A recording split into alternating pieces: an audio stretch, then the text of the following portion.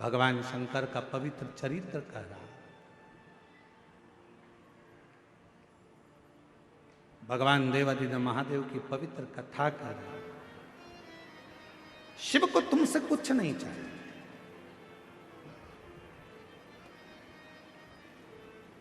यहां तक लिखा है शिव महापुराण में,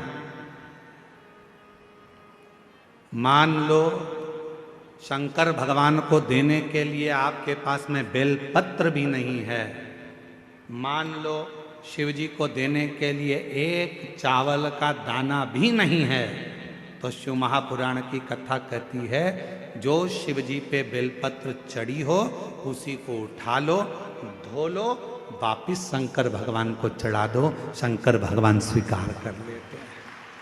शिव स्वीकार, धन नहीं। आजकल ना जाने कहाँ कहाँ के लोग ज्ञान देने के लिए बैठ जाते हैं। थोड़ा सा गूगल पर सर्च मारो, थोड़ा सा यूट्यूब चलाओ तो लोगों उनके इतने ज्ञान देने आ जाएंगे। शंकर भगवान को 1.5 किलो सामग्री चढ़ाना पड़ेगी, 1 किलो ये देना पड़ेगा, 2 किलो ये देना पड़ेगा। शंकर भगवान को रिझाना है तो 5 किलो दूध से अभिषेक करना पड़ेगा, आधा किलो दही चढ़ाना पड़ेगा, 1 किलो शक्कर चढ़ाना पड़ेगी। ना ना ना ना, शिव महापुराण में अगर सियोर वाले महाराज के वचन पर विश्वास नहीं है तो गीता प्रेस गोरखपुर की शिव पुराण लेकर आओ, अध्ययन करो, पढ़ो। कहीं नहीं लिखा कि शंकर भगवान को 5 किलो की, 2 किलो की, 1.5 किलो की, 1 किलो। शिव जी को तुमसे कुछ नहीं चाहिए। शिव जी को तो केवल निर्मल मन सो मोहि बोले मैं तेरी पदम शंभु मैं तेरी पदम। शिव पुराण की कथा कर रही है, भगवान शंकर का चरित्र कह रहा है कि शिव जी का ना कोई दुश्मन है, भगवान शंकर का ना कोई द्रोही है, शंकर भगवान का ना कोई दुश्मन, ना कोई द्रोही, ना कोई घात करने वाला, ना कोई परेशान करने वाला। शंकर के सब प्रेम है। इंद्र के दुश्मन बहुत सारे मिल जाते हैं, देवताओं के बहुत दुश्मन मिल जाते हैं, पर मेरे भोले बाबा का कोई दुश्मन, कोई, मेरे शंकर भगवान का कोई द्रोही नहीं। कारण क्या है? 33 कोटि देवता में केवल एक देवता ऐसे हैं, वो देव अधिदेव महादेव ऐसे हैं जो पशु से भी प्रेम करते हैं, पक्षी से भी प्रेम करते हैं, जीव जंतु से भी प्रेम करते हैं, भूतों से भी प्रेम करते हैं, प्रेतों से भी प्रेम करते हैं। और चाहे वो डाकनी हो, पिशाचनी हो, भूत हो, चुड़ैल हो, कोई भी हो, मेरे शिव को मतलब नहीं है कि ये क्या है। मेरे भोले बाबा को मतलब नहीं है कि ये कौन है। मेरे भोले बाबा को तो केवल यह मालूम है कि ये मेरा है, मैंने संसार में जन्म दिया है। अगर ये संसार सागर में पैदा हुआ है, अगर ये संसार सागर में जन्म लिया है, अगर ये संसार सागर में आया है, तो ये मेरा अपना, ये मेरा है।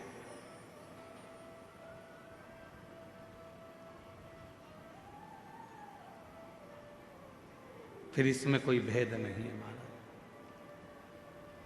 ये मेरा अपना है और मैं इसका, इसमें कोई भेद नहीं। शिव पुराण कह रही है, भगवान शंकर का चरित्र कह रहा है, ऐसा कोई देवता नहीं जो सर्प को भी श्रृंगार बना ले, ऐसा कोई देवता नहीं जो राख को भी, भस्म को भी अपना श्रृंगार बनाकर अपने शरीर पर धारण कर ले।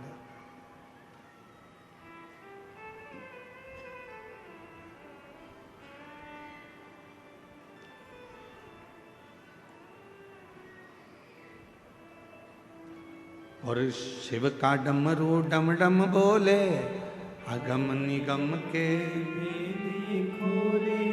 शिव का डमरू डम डम बोले, अगम निगम के भेद खोले। ऐसा डमरू बजाने वाला कोई नहीं, ऐसा डमरू बजाने वाला कोई नहीं, मेरे बाबा से निराला यहाँ कोई नहीं, भोले बाबा से निराला यहाँ कोई संसार सागर में भगवान शंकर से निराला दुनिया में कोई नहीं हो सकता। एक पक्षी है, दौड़कर आ जाए शिव की शरण में, शिव उसको स्वीकार कर लेते हैं। एक पशु है, शंकर की शरण में आ गया, शिव ने स्वीकार कर लिया। एक जीव है, शिव के शरण में आ गया, शिव ने स्वीकार कर लिया। कौन है जिसको बाबा ने नहीं दिया?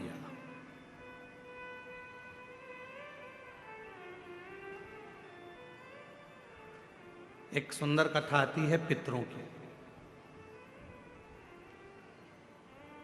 एक बार सारे पितर जानते हो ना आप लोग, जम के तो बोलो, जो चले गए, प्राण छूट गए, जो चले गए, वो पितरों की गिनती में आए।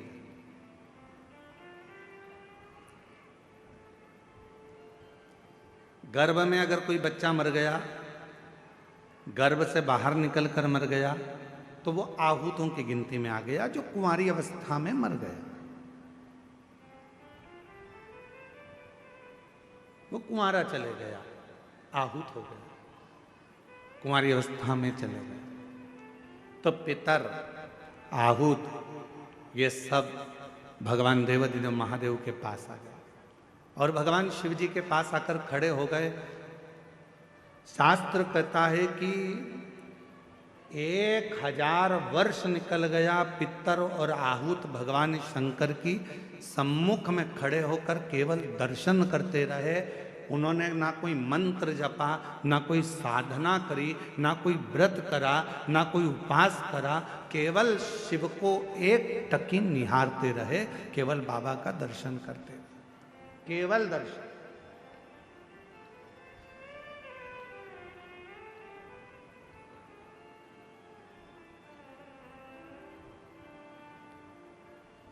कितना फल है दर्शन का, जरा देखिएगा।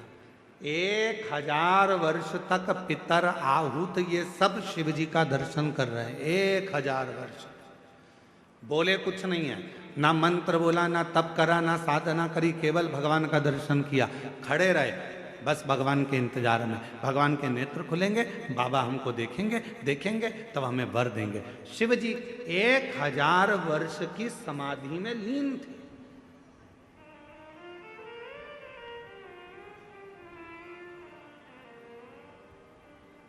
और बाबा देवाधिदेव महादेव जब 1000 वर्ष की समाधि में लीन थे, नेत्र खुले नहीं थे।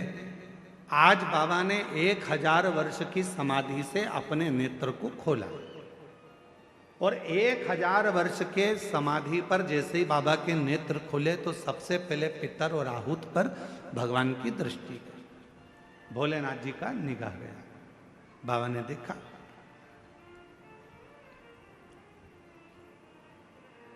शिव जी ने पितरों को बुलाया, आहूतों को बुलाया और बुलाकर पूछा, क्यों भाई, क्या बात है, तुम यहां खड़े हो, क्या बात है? बस देवाधिदेव महादेव बाबा पूछने ही वाले थे, इतनी देर में नंदी दौड़कर आ गया।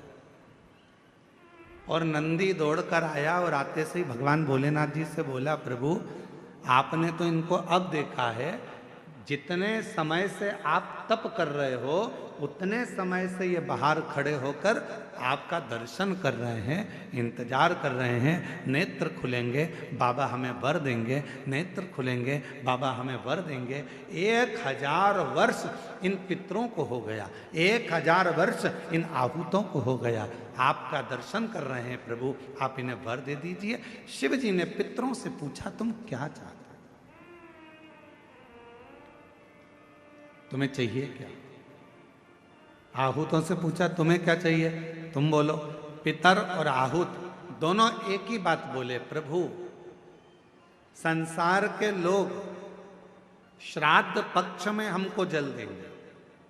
संसार के लोग जब श्राद्ध आएगा, 16 श्राद्ध 16 दिन के आएंगे, तब ब्राह्मण को भोजन कराएंगे, पिंडदान करेंगे, तर्पण करेंगे, श्राद्ध करेंगे, तर्पण में जल देंगे, तब हमको जल प्राप्त होगा, तब हमको भोजन प्राप्त होगा, तब तक हम भूखे रहेंगे। इसलिए प्रभु एक कृपा कर दो कि ऐसी कोई व्यवस्था कर दो कि घर के लोग, परिवार के लोग, कुटुंब के लोग, कोई भी प्रतिदिन या हफ्ते में एक बार कैसे भी उनके माध्यम से हमें जल प्राप्त हो जाए और हम तृप्त हो जाएं। भगवान देवाधिदेव महादेव ने वर दे दिया पितरों को, आहूतों को। क्यों चिंता करते हो? जब संसार का मनुष्य मेरे शिवलिंग पर जल चढ़ाएगा, वो जल बहकर जब नीचे की ओर आएगा और अशोक सुंदरी से स्पर्श कर कर आगे बढ़ेगा, उसी समय पर आपको वो जल प्राप्त हो जाएगा और सारे पितृ और आहूत तृप्त होते चले जाएंगे। वो जल आपको वहां प्राप्त होगा।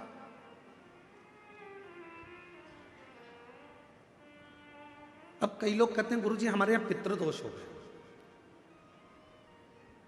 कोई कहते हैं गुरुजी हमारे यहाँ आहूत दोष हो गया, पितृदोष हो गया, हमारे यहाँ ये दोष लग गया, हमारे यहाँ वो दोष लग गया। किसी ने बताया कि हमारे यहाँ कोई टोना कर गया, कोई ने बताया हमारे यहाँ कोई टोटका कर गया, कोई ने बताया हमारे यहाँ कोई ने विद्या कर दी, कोई ने कहा हमारे यहाँ ये हो गया। शिव महापुराण की उमा संहिता कहती है, जो भगवान शंकर को जल चढ़ाता है, जल चढ़ाते समय उसके जितने भी दोष हैं, चाहे पितृ दोष हो, चाहे आहुत दोष हो, चाहे वासुक दोष हो, चाहे कालसर्प दोष हो, जितने भी दोष होते हैं वो सारे दोष अपने आप समाप्त होते चले जाते हैं। और याद रखना, जो भगवान शंकर पर चढ़ा हुआ जल थोड़ा सा झेल कर लेकर आता है और अपने घर के दरवाजे पर छींटता है, दुनिया में किसी की सामर्थ्यता नहीं है कि कोई तुम्हारे ऊपर टोना कर दे या तुम्हारे को तकलीफ दे। किसी की सामर्थ्यता नहीं।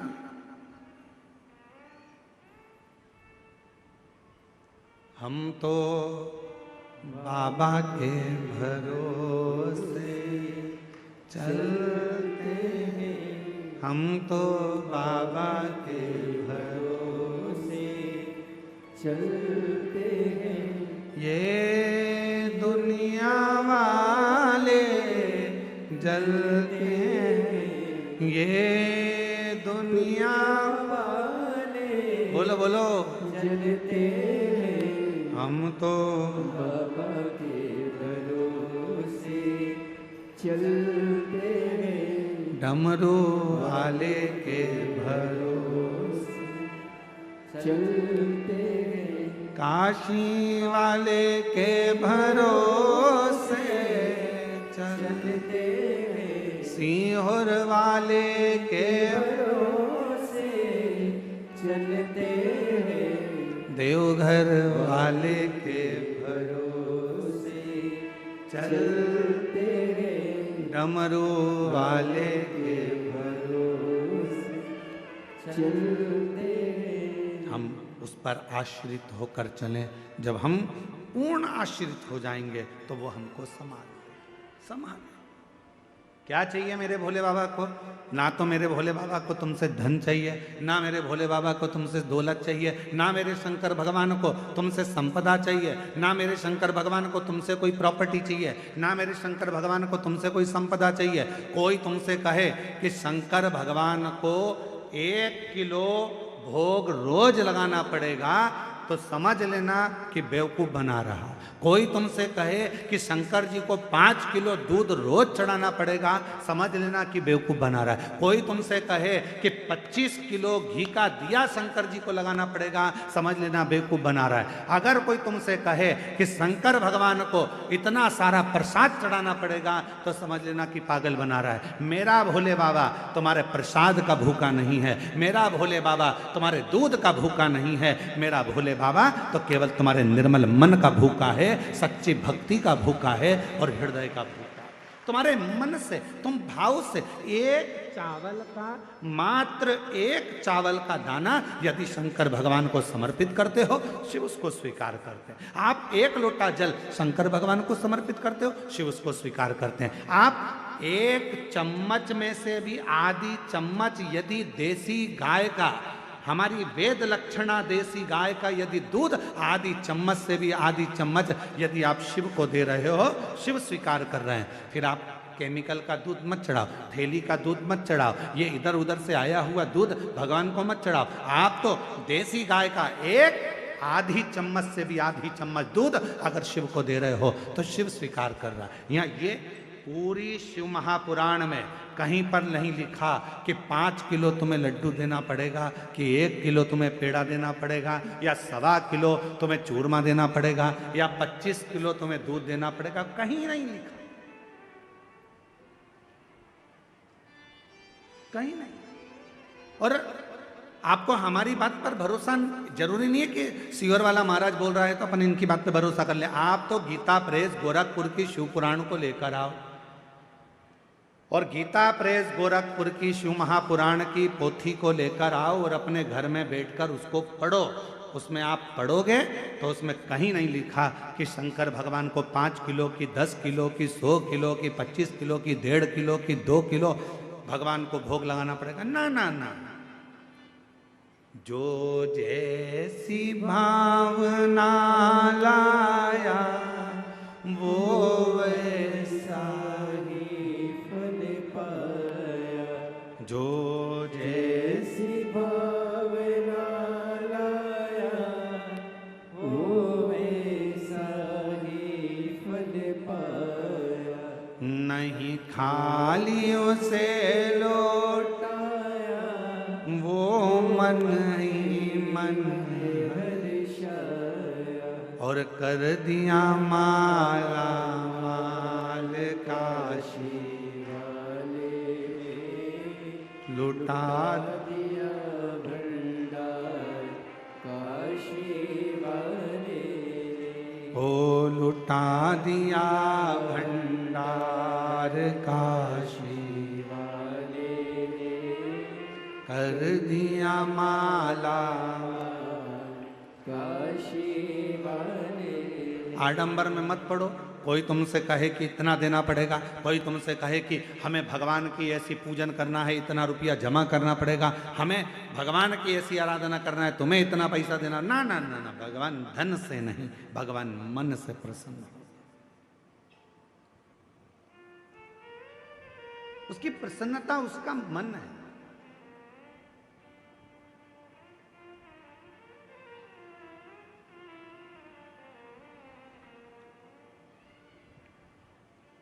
कहाँ से लाऊं लड्डू, कहाँ से लाऊं पेड़ा, कहाँ से लाऊं लड्डू, कहाँ से लाऊं पेड़ा। अच्छा, शिव पुराण शिवरात्रि का प्रसंग ध्यान से सुनना जरा। शिव महापुराण में शिवरात्रि के प्रसंग का वर्णन है। एक भील के ऊपर, वन में रहने वाला वो भील के ऊपर कर्जा हो गया था। कर्जा,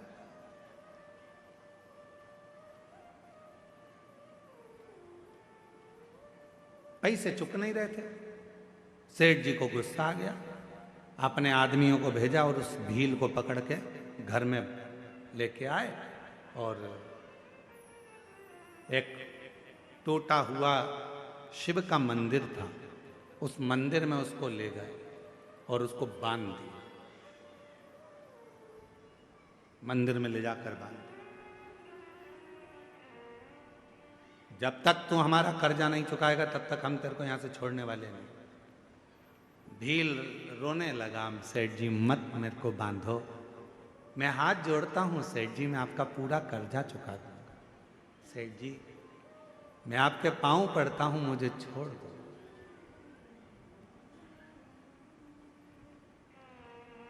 आज का पूरा दिन है, आज की पूरी रात है, कल तक मेरा कर्जा चूक जाना चाहिए। कर्जा नहीं चुका तो फिर लाकर बांध दूंगा और मारूंगा। बस वो भील की आंख से आंसू निकलते रहे। पैसा कहां से लाऊं? मैं तो थोड़ा बहुत जीव जंतु को मारकर, मांस एकत्रित कर कर लोगों का वो बेच देता हूं और उसी का धन इकट्ठा हो जाता है। अभी तो 8 दिन हो गए, रोज बन जाता हूं पर कोई जीव जंतु भी नहीं मिलता जिसको मारकर मैं उसका मांस बेचूं और मुझे पैसा मिल जाए। कहां जाऊं, कहां जाऊं, क्या करूं? रो रहा, आंखों से आंसू बह रहा, नेत्रों से नीर बह रहा। आज पानी की छाजल भरी, बेलपत्र के वृक्ष के ऊपर रात्रि के समय चढ़ गया। मालूम नहीं है कि आज शिवरात्रि है, उसको ज्ञात नहीं है कि आज शिवरात्रि है।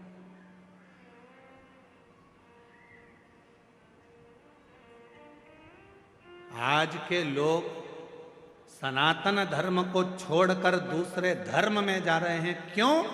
क्योंकि वो सोचते हैं कि उस धर्म में जाएंगे तो वहां हमें बहुत सारा चमत्कार देखने को मिलेगा।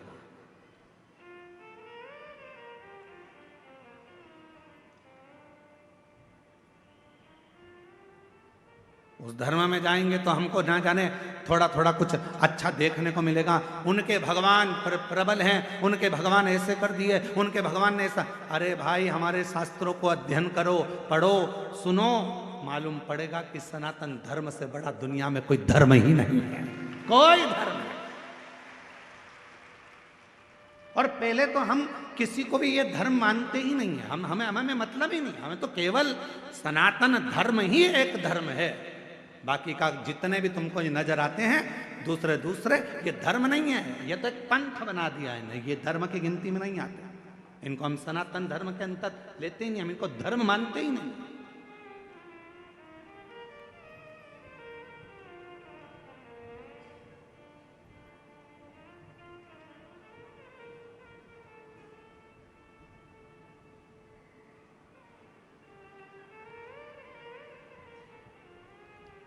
एक व्यक्ति ने देवघर में एक प्रश्न किया, क्यों गुरुजी,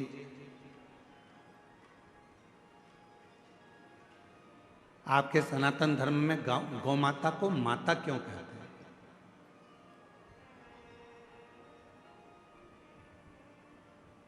गाय को माता क्यों कहते हैं?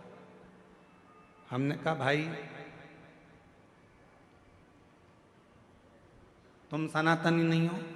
कहा नहीं, हम दूसरे को मानते हैं। हमने कहा ठीक है।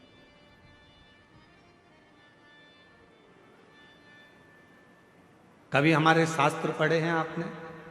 नहीं। हमने कहा कभी मौका लग जाए तो हमारे शास्त्रों का अध्ययन करिएगा। हमारे सनातन धर्म में 7 माताओं को माता कहा गया। हमारे सनातन धर्म में 7 माताओं को माता शब्द से संबोधित किया गया। पहले नंबर पर जो जन्म देती है वो भी हमारी, जम के बोलो, माता। जिसने हमको जन्म दिया वो माता। दूसरे नंबर पर जो गुरु होते हैं और गुरु की जो धर्म पत्नी होती है, हमारे शास्त्रों में उनको भी जम के बोलो माता कहा गया। तीसरे नंबर पर हमारे गांव में, नगर में, शहर में जो ब्राह्मण रहता है, पूजन पाठ करता है, साधना आराधना में लगा रहता है, भक्ति में लगा रहता है भगवान की, उसकी धर्म पत्नी को भी हमारे सनातन धर्म में जम के बोलो माता कहा गया। तीसरे नंबर पर ब्राह्मण की जो धर्म पत्नी है उसको माता कहा गया। और चौथे नंबर पर राजा, जो नगर का राजा होता है, राज्य का जो राजा होता है, उस राजा की जो धर्म पत्नी होती है हमारे सनातन धर्म में, उसको भी माता कहा गया। महाराज, 5वें नंबर पर हमारे यहाँ जिस गौ माता ने अपने बच्चे के लिए दूध अपने थन में रखा और वो जगत का कल्याण कर रही है, उस दूध को वो अपने बच्चों के साथ साथ संसार के लोगों को भी पिलाकर उनको संतुष्ट कर रही है। भारत की इस पवित्र भूमि पर सनातन धर्म में 5वें नंबर पर उसको भी माता कहा गया है। उसको भी। 6ठे नंबर पर धात्री। कभी कभी किसी माता के बच्चे को जन्म देने के बाद दूध नहीं आता, कभी कभी किसी किसी माता को बच्चे को जन्म दिया माता ने और उसको दूध नहीं आता, तो वो क्या कहती है, मेरा बच्चा भूखा मर जाएगा, कोई इसको दूध पिला दो। और वो बच्चे को कोई दाई हो, कोई सेविका हो, कोई हो, और वो उस बच्चे को दूध पिलाती है। तो हमारे यहाँ शास्त्र में उस धात्री को भी माता कहा गया है, उस धात्री को भी माता। छठे नंबर धात्री को भी मां कहा। और हमारे शास्त्रों में, सनातन धर्म में 7वें नंबर पर ये वसुंधरा को, ये पृथ्वी को, ये भूमि को, ये धात्री को, ये वसुंधरा को, पृथ्वी को, भूमि को भी हमारे यहाँ माता से संबोधित किया गया, जो हमेशा देती रहती है, तुमसे कुछ लेती नहीं, कुछ नहीं।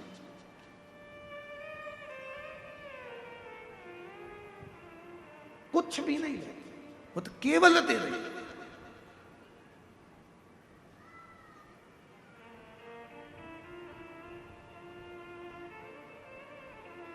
उसका काम है केवल देना ही देना।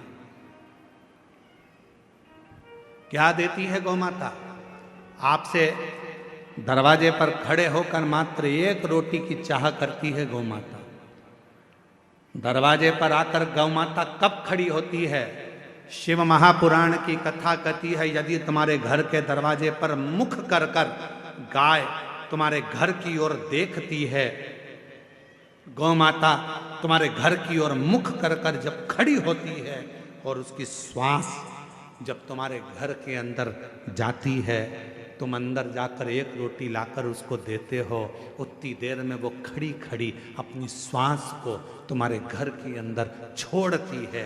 अर्थात तुम्हारे यहाँ कोई बहुत बड़ा दुख आने वाला था, तो वो गौ माता अपनी श्वास से अंदर शिव की स्तुति करती है, श्वास को छोड़कर जो दुख आने वाला है उसको निगल लेती है, और वो गौ माता एक रोटी लेकर तुम्हारे दरवाजे से चली जाती है। चलिए, आज कितना कितना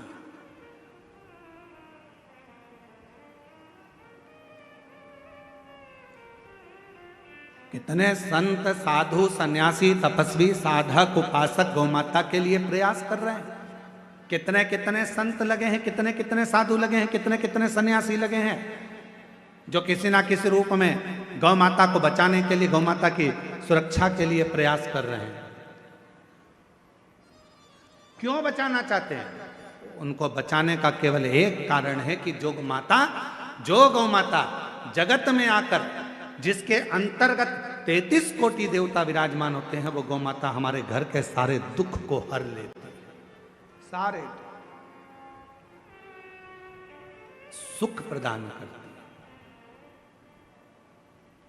तो हमारे यहाँ शिव महापुराण की कथा कहती है, 7 माता हैं। जो जन्म देने वाली है वो भी माता है, गुरु की जो पत्नी है वो भी माता है, ब्राह्मण की जो पत्नी है वो भी माता है, राजा की जो पत्नी है वो भी माता है। गौ माता को माता कहते ही हैं, और धात्री जो दूध पिलाई है वो भी माता है। और यहाँ शास्त्र कहता है, जो पृथ्वी हमेशा देती ही रहती है, जो वसुंधरा हमें प्रदान करती रहती है, वो भी माता, वो भी।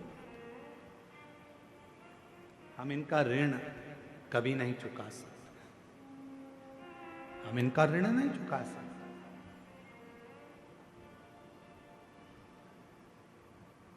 इनका ऋण चुकाने के लिए बहुत बहुत प्रयास करना पड़ेगा, बहुत प्रयास। कितना सुंदर कहा है, एक व्यक्ति कहता है कि गुरुजी, मैंने कभी कोई कर्जा नहीं लिया और मरूंगा तो बिना कर्जे के जाऊंगा।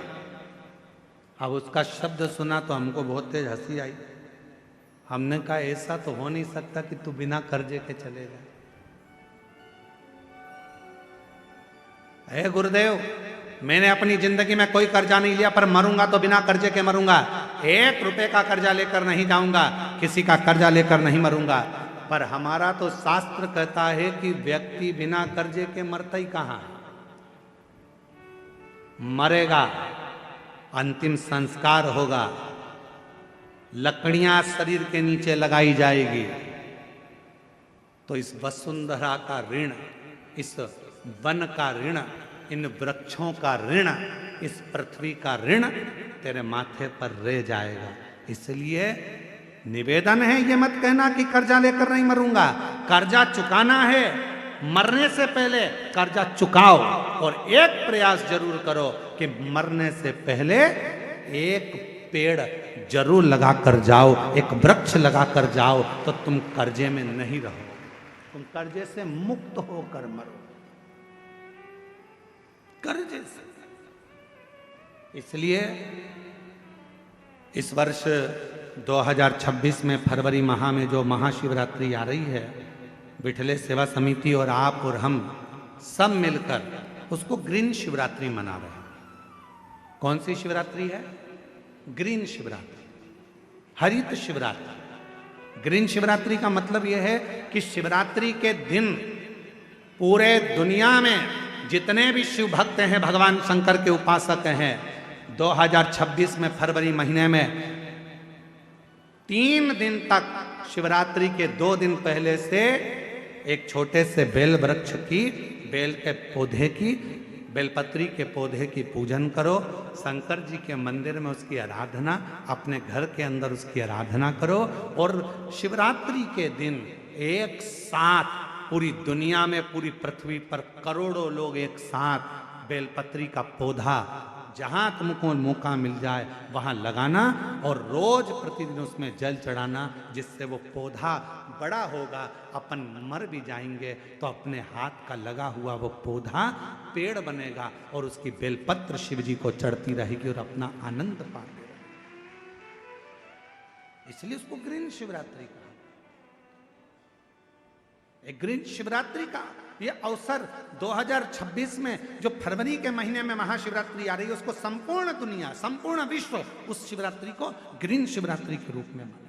लगाओ एक एक पौधा, भगवान शंकर के नाम का बेलपत्र के पौधे का स्मरण करो, लगाओ।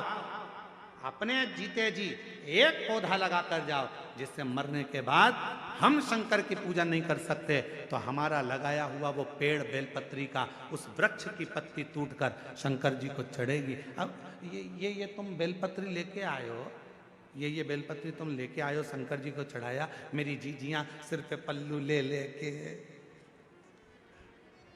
और बेलपत्री बड़े प्रेम से चढ़ा रही थी, तो हम उनका मुंह देख रहे थे। तो हम सोच रहे थे, ना जाने कहाँ कहाँ के पेड़ की, ना जाने किस किस ने पेड़ लगाया होगा। भगवान जाने जिसने पेड़ लगाया होगा उसकी बेलपत्र टूटकर शिवपोथी पर आ रही है। ये चढ़ाने वाले तो धन्य हैं, पर इनसे ज्यादा धन्य है वो व्यक्ति जिसने ये पेड़ लगाया था और जिसकी बेलपत्र शिव जी की।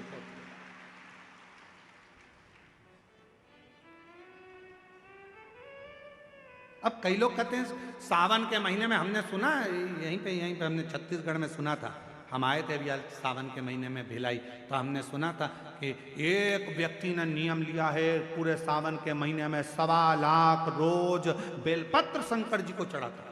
1.25 लाख। हमने कहा एक बार मिलाओ उसको जो 1.25 लाख बेलपत्र शिव जी को चढ़ाता है।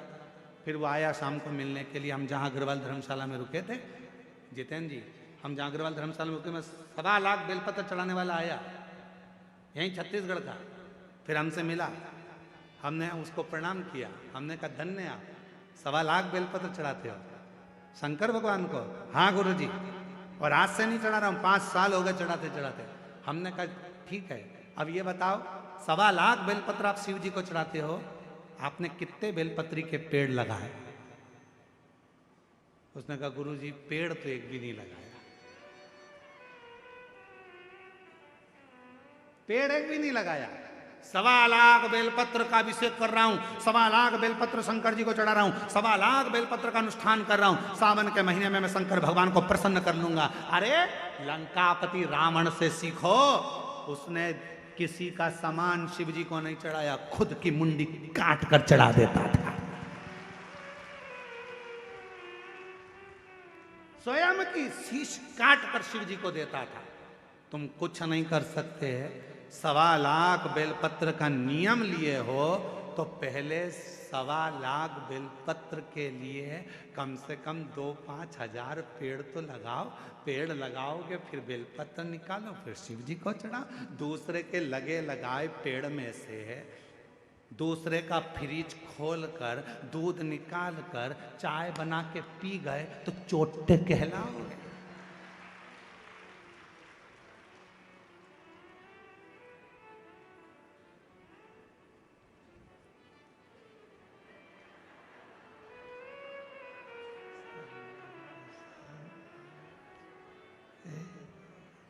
श्री शिवाय नमस्ते, श्री शिवाय नमस्ते। भगवान ऊपर से देख रहा कितनी ढोंग कर रही। श्री बेलपत्री का पेड़ दूसरे का, बेलपत्री का वृक्ष दूसरे का, और भेज दिया लोगों को तोड़ ला। सब तोड़ के इकट्ठी कर ली। और मम्मी जा रही हो कथा में? हाँ आज तो मैं ऊपर भी जाऊंगी स्टेज पे। एक काम करना, बेलपत्र ले जाओ। अब दूसरे की बेलपत्र तोड़ के लाया दूसरा। ये सीढ़ी पे चढ़ती चढ़ती ली आई। भगवान भी सोच रहे काय को आई, बेलपत्र दूसरे का, कौन सा लाभ मिला। तैयारी कर लेना, 2026 में फरवरी महीने में जो महाशिवरात्रि आ रही है, एक छोटा सा पौधा लेकर रख लेना या बीज से लगाकर रख लेना।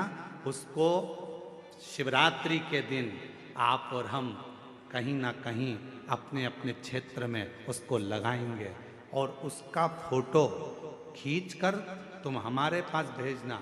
हम उसको पूरी टीवी पर लगातार करोड़ों लोगों का फोटो कथा में दिखाते रहेंगे, और आपका एक पौधा एक वृक्ष इस पूरी पृथ्वी को, पूरी वसुंधरा को सुंदर बनाए। पूरी वसुंधरा।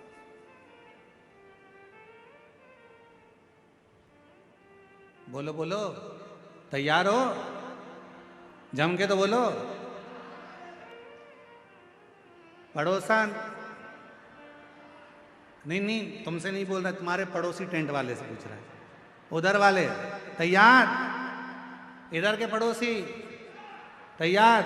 बस तो फिर दोनों हाथ उठाकर हारा हारा ग्रीन शिवरात्रि मनाओ। अब की बार 2026 की महाशिवरात्रि ग्रीन शिवरात्रि हो। मेरी वसुंधरा, मेरी पृथ्वी, मेरी भारत माता फिर हरी भरी हो। लोग पेड़ काट रहे हैं, अपन पेड़ लगाएंगे और पूरी वसुंधरा को सुंदर बनाएंगे, प्रकृति को सुंदर बनाएंगे।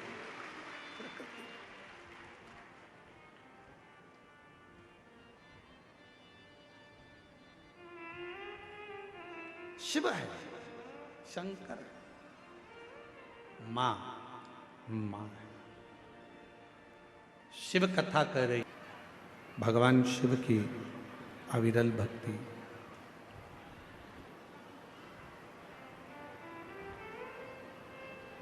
कहते हैं पूरे जीवन में मनुष्य के शरीर में यदि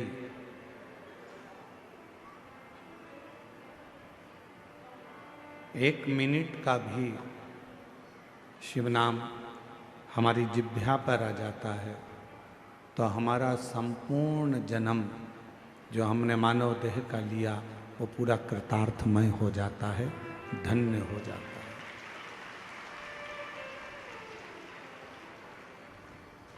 एक मनुष्य ऐसा है जो पैसे वाले को ढूंढता है।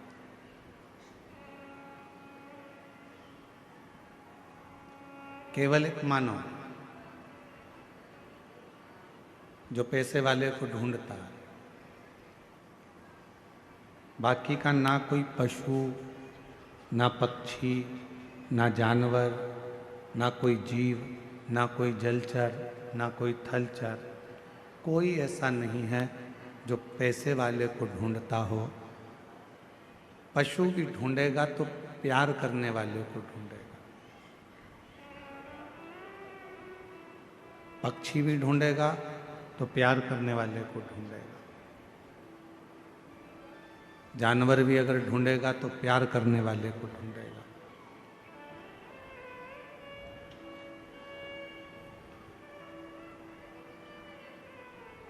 मनुष्य पैसे वाले को ढूंढता है, मानव धन वाले को ढूंढेगा, पर जानवर पशु पक्षी कभी पैसे वाले को नहीं ढूंढता। जानवर पशु पक्षी ये सब प्यार करने वाले को ढूंढते हैं कि हमें स्नेह कौन करे।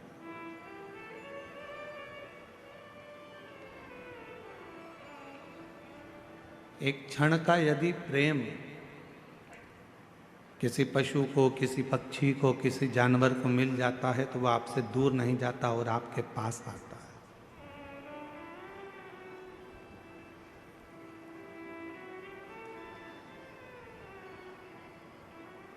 वो आपसे दूर जाने का प्रयास ही नहीं करेगा। आप खुद प्रैक्टिकल कर कर देख सकते हो कि जब हम किसी जीव को स्नेह करते हैं, प्यार करते हैं, प्रेम करते हैं, कोई छोटा सा कुत्ता भी है, श्वान है, पक्षी है, पशु है, हम उसको थोड़ा सा प्रेम देते हैं और वो पशु,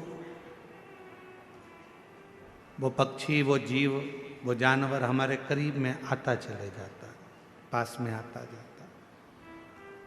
बिल्ली का बच्चा देखो तो बिल्ली के बच्चे को प्रेम कर लो, थोड़ा सा हाथ फेर दो, थोड़ा सा स्नेह कर लो तो बिल्ली का बच्चा हमारे पास में आएगा,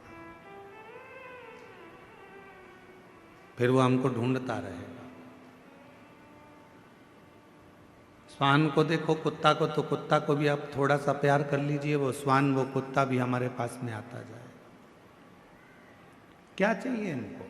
केवल प्रेम, केवल प्यार, केवल स्नेह, केवल तुम्हारा समर्पण, केवल तुम्हारा स्नेह उस जीव को चाहिए, उस पशु को चाहिए, उस पक्षी को चाहिए, केवल प्रेम।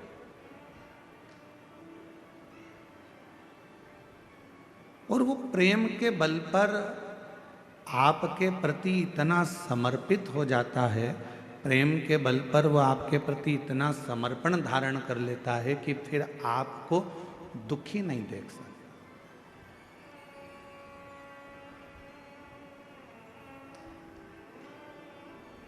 मनुष्य धन के पीछे भाग रहा है, मनुष्य पैसे वाले को ढूंढ रहा है और पशु पक्षी जीव जंतु प्यार को ढूंढ रहे हैं।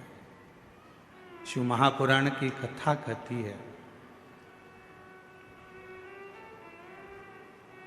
भगवान देवादिदेव महादेव का चरित्र कहता है, यदि इस पूरे संसार सागर में, पूरे संसार सागर में यदि प्रेम के बल पर अगर प्रेम मिल रहा है तो समझ लेना कि तुम जिंदगी के सबसे ज्यादा किस्मत वाले व्यक्ति हो जिसको प्रेम के बदले में प्रेम मिल रहा है।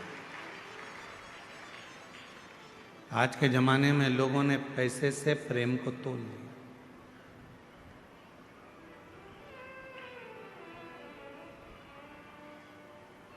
हर व्यक्ति स्नेह कब करता है कि जब मुझे फायदा कहाँ से मिलेगा, मुझे कैसे प्राप्त होगा, मुझे धन कैसे मिलेगा, मुझे प्राप्ति कैसे होगी, इससे मैं क्या लाभ ले सकता हूँ, इससे मैं क्या प्राप्त कर सकता हूँ, ये वो विचार करता है।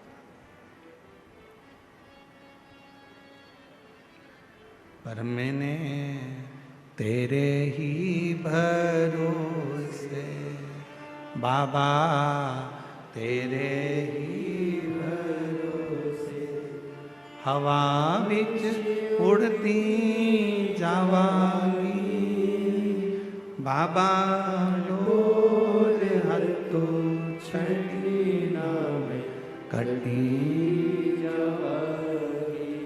बहुत नहीं हो सकता, तुम्हारे बंगले से शिव प्रसन्न नहीं हो सकता। शंकर को प्रसन्न करने के लिए केवल तुम्हारा भाव शुद्ध चाहिए, शुद्ध। कहाँ से लाऊं लड्डू, कहाँ से लाऊं पेड़ा, कहाँ से लाऊं लड्डू, कहाँ से लाऊं पेड़ा, कहाँ से लाऊं बर्फी, वो शक्कर चढ़ी रे, और भोले तेरी सेवा हमसे ना बनी रे, ओ भोले तेरी सेवा हमसे ना बनी रे।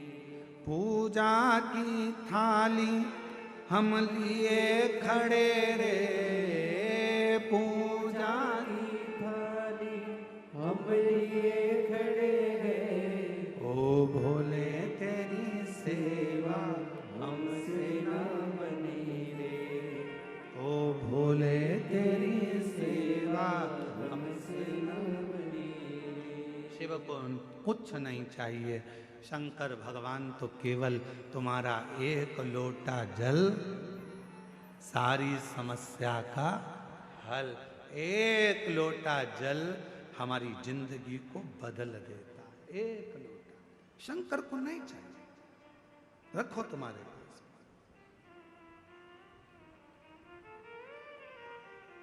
तुम्हारा धन, तुम्हारी दौलत, तुम्हारी संपदा, तुम्हारा वैभव, तुम्हारी सत्ता, सब तुम्हारे पास। शिव को दौलत से मत रिझाओ, शंकर भगवान को वैभव से मत रिझाओ।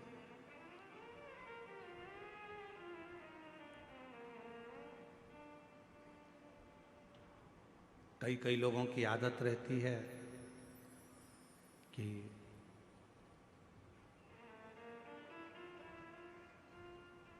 मेरे पास इतना धन है, मैं ऐसा कर सकता हूं।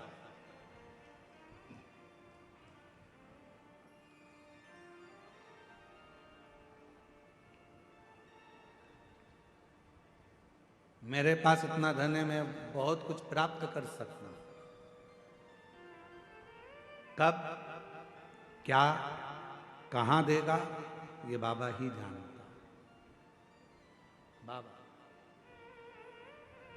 कभी आप लोगों ने टीवी पर सुना होगा, माननीय छत्तीसगढ़ शासन के जो माननीय मुख्यमंत्री जी हैं विष्णुदेव सहाय जी, उनकी जो धर्म पत्नी है श्रीमती कौशल्या देवी सहाय जी, जब छत्तीसगढ़ में शिव महापुराण की कथा होती थी, आगे जगह नहीं मिलती थी तो टेंट के पीछे पंडाल में जैसे आप लोग बैठे हो, बहुत दूर दूर तक ऐसे पीछे कहीं बैठकर कथा सुनती थी। और ये हमने नहीं, उनके ही मुख के शब्द हैं, उन्होंने बताया और मंच पर भी कई बार बताया। ऐसे ही बैठकर, जैसे आप कथा श्रवण कर रहे हो, ऐसे ही बैठकर कथा श्रवण करती और दिल से भगवान का नाम का उच्चारण करती। हमें याद है जिस समय पर माननीय साई जी मुख्यमंत्री नहीं थे, उस समय पर उनकी धर्म, आज भी उनकी धर्म पत्नी श्रीमती कौशल्या देवी सहाय जी डायरी में श्री शिवाय नमस्तुभ्यम, श्री शिवाय नमस्तुभ्यम, श्री शिवाय नमस्तुभ्यम लिखती रहती, पहले भी लिखती थी। जब मुख्यमंत्री पद पर नहीं थे उस समय पर भी लिखती थी, और आज भी मुख्यमंत्री पद पर हैं तो भी श्री शिवाय नमस्तुभ्यम, श्री शिवाय नमस्तुभ्यम पूरी डायरी भर लेती थी। और वो डायरी किताब जब भी हम छत्तीसगढ़ कथा करने आते थे तो वो हमको भेंट करती थी, गुरुजी हमने लिखा है। हम देखते पूरी पुस्तक श्री शिवाय नमस्तुभ्यम, श्री शिवाय नमस्तुभ्यम, श्री शिवाय नमस्तुभ्यम। हमने कई बार पहले भी पूछा कि बहन जी, दीदी एक बात बताओ कि आपको लिखने का समय मिल जाता है? तो उन्होंने कहा गुरुजी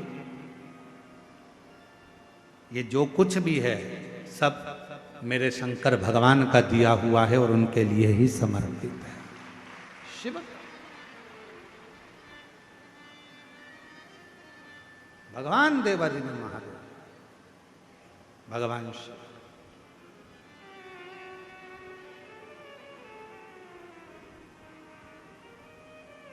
हमें कभी कभी स्मरण में आता है, कोटा राजस्थान में हम कथा करने के लिए गए और वहाँ के शर्मा परिवार ने कथा कराई, जो उस समय पर विधायक जी थे। और अभी राजस्थान सरकार में विधानसभा अध्यक्ष हैं शर्मा। जब उन्होंने कथा कराई तो हमने उस समय पर उनसे पूछा कि ये शिव महापुराण कथा कराने का मन में भाव कैसे प्रकट हो गए। तो उनके शब्द थे शर्मा जी के कि गुरुजी, मेरी धर्म पत्नी और हम जितना समय मिलता, जितना भी समय मिल जाए, 10 मिनट, 15 मिनट, आधा घंटा, 20 मिनट, 25 मिनट आपकी कथा रोज श्रवण करते हैं। और बाबा की ऐसी कृपा है कि वो कथा हृदय को छूती है। और आज जो कुछ भी है ये सब शिव का ही तो है, शंकर का ही तो है, शंकर की कृपा से। कहीं पर भी बैठो, बाबा को तुम्हारा धन नहीं, बाबा को तुम्हारी दौलत नहीं। यहाँ पर बालोद वाली प्रतिभा दीदी बैठी हुई है, चौधरी जी, हमने एक बार उनसे भी पूछा, हाँ ये बैठी, तो हमने इनसे भी कहा कि बाबा की कैसी कृपा। तो ये भी पहले आती थी, इतनी आगे इनको जगह नहीं मिलती थी, सबसे आखिरी में लास्ट में कहीं जगह मिल जाती थी, बैठ जाती थी। तो बाबा ने कृपा कर कर, बाबा तो बाबा है भोलेनाथ, कब किसका हाथ पकड़कर कहाँ बिठा दे ये उसके ऊपर निर्भर करता है। और आज फिर कहते हैं जितेंद्र जी, इस पवित्र व्यासपीठ से वर्णन करते हैं, जितने भी शिव भक्त शिव महापुराण की कथा को श्रवण कर रहे हैं, आपने ये पवित्र कथा इस क्षेत्र में, आदिवासी वनवासी क्षेत्र में जो कराई है, आज पूरा आदिवासी वनवासी जितेंद्र जी बड़े प्रसन्न हैं आपसे। तो हम तो कहेंगे, आज भी यहाँ कहकर जा रहे हैं, जो जिस भाव से कथा श्रवण करेगा, मेरा भोले बाबा तुम्हारा हाथ पकड़कर तुमको किस सिंहासन पर बिठाएगा तुम ही जान सकते, किस सिंहासन।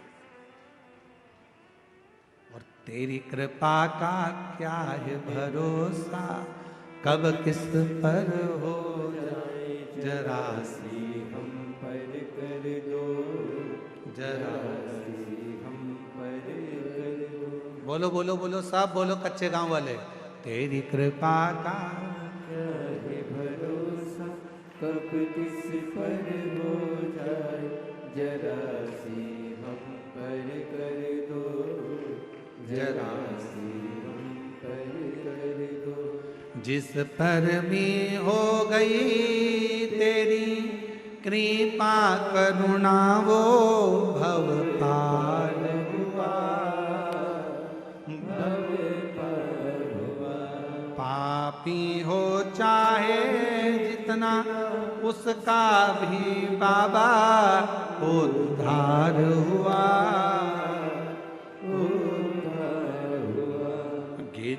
अजामिल गणिका जैसे तेरे मन को भाए, जरा सी हम पर कर दो, जरा सी हम पर कर दो। तेरी कृपा का क्या है भरोसा, कब किस पर हो जाए जरा सी हम पर कर दो, जरा सी हम पर कर दो। कब, कहाँ, कैसे कृपा करता है ये वही जान सकता है। कहाँ बैठे हो आप लोग?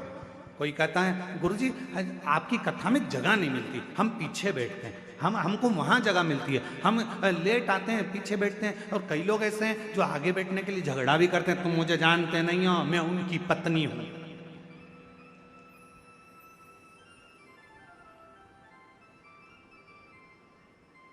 अब दरवाजे पे तो सारे पुरुष खड़े होते हैं और तुम चिल्ला कर कहती हो तुम मुझे जानते नहीं हो, मैं उनकी पत्नी हूं। और अगर वो कह दे तो तू भी मुझे नहीं जानती, मैं उसका पति हूं।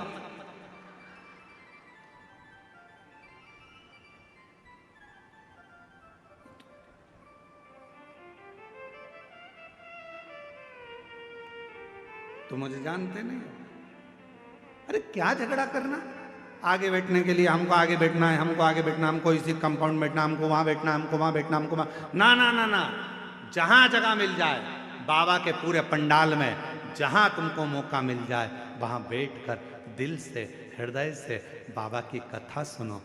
आरती हो, आरती के बाद जब उठो वहाँ की मिट्टी को अपने मस्तक पर चढ़ाओ, हृदय से लगाओ, बाबा से झोली पसार कर प्रार्थना करो, बाबा मेरे दुख काट देना, बाबा बहुत तकलीफ में हूँ, मेरे कष्टों को मिटा देना, बाबा तेरी कृपा बनाना। सुना है पंडाल में बैठकर कथा सुनने वाले को तो 3 महीने में जो मांगो वो दे देता है। बाबा मैं भी तेरे दरवाजे पर कथा सुनने आई हूँ, हे मेरे भोलेनाथ कृपा करना, मेरी झोली खुशियों से भर देना, ऐसी कृपा करना। उससे प्रार्थना करो, उससे विनय करो, उससे निवेदन करो।